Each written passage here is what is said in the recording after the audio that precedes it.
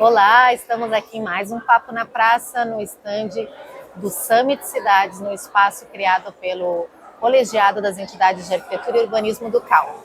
Aqui nesse papo está comigo o arquiteto Douglas Virgílio, que é vice-presidente de Relações Institucionais da Asbeia, também conselheiro do CAL Santa Catarina, e lá no CAL ele participa também da Comissão de Políticas Urbanas e Ambientais. Douglas, tudo bem? Obrigada por aceitar o nosso convite. Imagina, obrigado, prazer. Eu queria começar te pedindo para explicar um pouquinho o que é essa Comissão de Políticas Urbanas e Ambientais.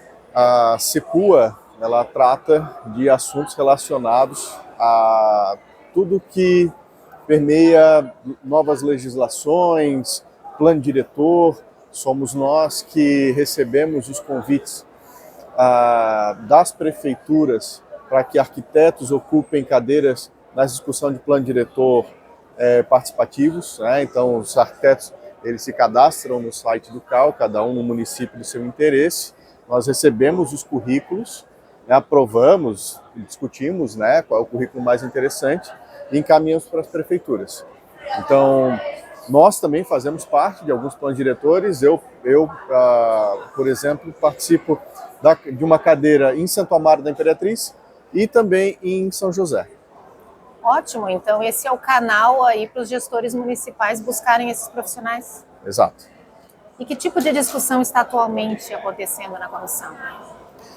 A comissão, ela trata hoje um assunto que está muito fresco na cabeça, é o licenciamento declaratório. Aqui em Florianópolis nós chamamos de alvará declaratório, que é uma herança da pandemia, ou melhor, a pandemia agilizou muito a digitalização dos processos. Então, com o sistema, hoje você sobe todos os projetos para análise, para alvará de construção, e você, como profissional de arquitetura, ou engenheiro civil, emite uma declaração dizendo que o seu processo, o seu projeto está de acordo com a legislação, com o zoneamento, com o código de obras, né, do seu município. Isso nós temos hoje acontecendo aqui em Florianópolis, mas já é uma realidade em muitos municípios do Brasil. Em maio passado, agora, eu estive no CAL-DF, no CAL de Brasília, para discutir, para participar de um evento sobre licenciamento declaratório. Então, é um assunto que está fervilhando agora no Brasil. E, assim, é claro que os arquitetos já tinham que estar muito atentos às legislações das cidades onde eles estão fazendo o projeto. Mas com esse licenciamento, a responsabilidade do profissional aumenta bastante, né? Aumenta muito. É um sonho do profissional poder aprovar rápido, né? Sim, reduz a burocracia. Exato, inclusive para as prefeituras, para os órgãos analistas também é interessante, né? Reduzir aquela fila enorme de projetos para serem analisados, mas por outro lado a responsabilidade é muito grande. Eu vejo que nós estamos muito acelerados nisso, deveríamos estar tomando um pouco mais de cuidado com algumas situações. Por exemplo, se nós trabalhássemos já hoje num cenário ideal em que 95% dos projetos passam de primeira, seria um cenário interessante para nós aplicarmos o licenciamento declaratório.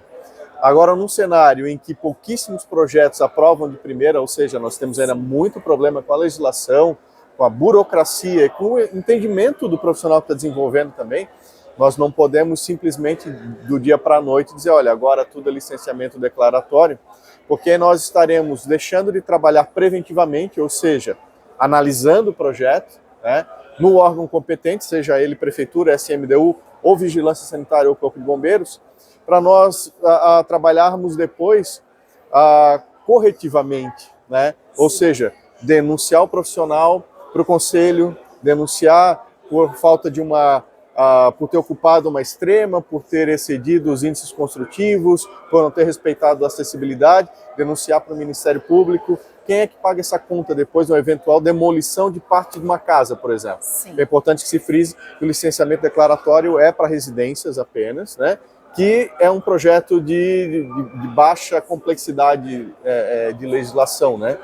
Então, quem é que paga essa conta depois? Então, a gente não pode simplesmente deixar de analisar apenas. Nós temos que pensar também desburocratização da coisa.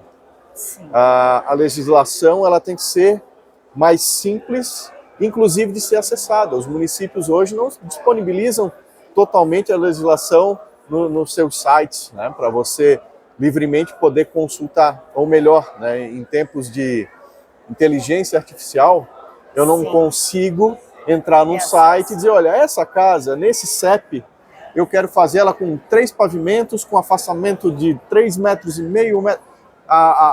Não existe uma ferramenta de troca para que tornasse esse processo mais simplificado. Não dá para a gente confiar de que numa região como Florianópolis, na grande Florianópolis, em que você vai trabalhar muitas vezes em 5, 6, 7 prefeituras, sim, com legislações completamente diferentes, que você domine toda a legislação. Exatamente. Ninguém consegue dizer, olha, eu sou perfeito, eu acerto em tudo, e o meu projeto está sempre certo.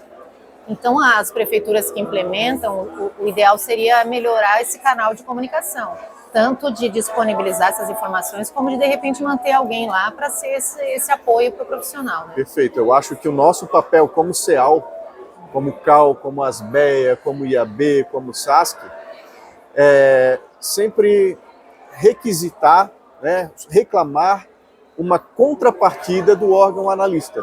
Sim. Como é que essas informações vão ser disponibilizadas? Quando? Né?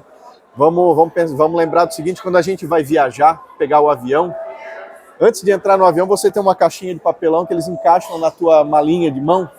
A legislação tem que ser algo assim. Encaixa na edificação? Perfeito, passa. Não encaixa? Então você não está respondendo aos índices construtivos que deveria. Nós temos que criar algo, uma maneira mais rápida de análise. E aí eu sempre uso o exemplo do Corpo de Bombeiros. O Corpo de Bombeiros tem o PPCI, que é o Projeto Preventivo contra Incêndio, e tem o RPCI, que é o Relatório Preventivo contra Incêndio. Se quando eu vou tramitar o meu projeto e de repente eu preenchesse um relatório em que um analista na prefeitura, antes mesmo de abrir o meu projeto, pegasse aquele relatório e analisasse, em 2 minutos ele diria, vai à frente ou não vai à frente. Sim, né? sim. Então nós temos que pensar em maneiras inteligentes de trabalharmos preventivamente. Senão nós vamos ter um inchaço, tanto no órgão profissional, quanto na justiça. Porque cada vez que você denuncia um profissional, ele tem que estabelecer advogado, advogada, se defender. Então é um processo que ele acaba se tornando muito mais dificultoso. E acaba tendo um impacto no cliente que talvez tenha um atraso na sua obra, um custo, reformulação. Perfeito. O Conselho de Arquitetura, ele não é para arquitetos, ele é de arquitetos. Sim. São arquitetos que vão trabalhar a interface entre o mercado de arquitetura e o cliente. Então, assim, menos arquitetos, ou seja, menos profissionais de arquitetura e urbanismo nas prefeituras analisando o projeto, significa menos qualidade da cidade para a sociedade, para o meu cliente consumidor. Porque imagine depois de 6 meses de andamento de obra, o projeto que passou por um licenciamento declaratório cai na malha fina, porque acontece isso, até 20% dos processos serão analisados, e aí você tem que dar notícia para o seu cliente de que a obra não está correta. E aí, vai paralisar o contrato do empreiteiro? Vai dispensar aquela equipe? Quem é que vai resolver aquele custo de uma eventual demolição? Então, sem contar na sustentabilidade também, nos resíduos, etc, etc. É toda uma cadeia envolvida, né, Douglas?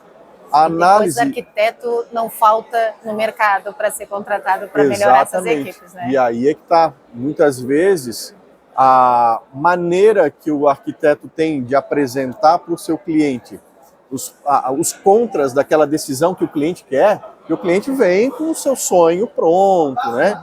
Ele às vezes quer construir algo que não pode. Então, muitas vezes, você precisa da ferramenta da análise para apresentar para o cliente, olha, foi indeferido, o que você quer realmente não dá para fazer, eu já havia comunicado.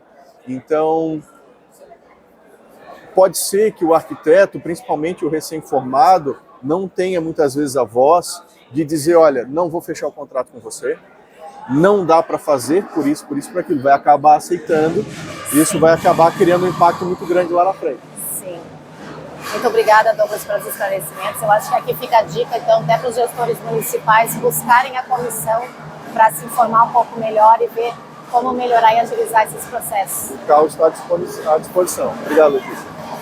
Afinal de contas, a arquitetura transforma a cidade e transforma pessoas. Continue acompanhando aqui com a gente o Papo na Praça.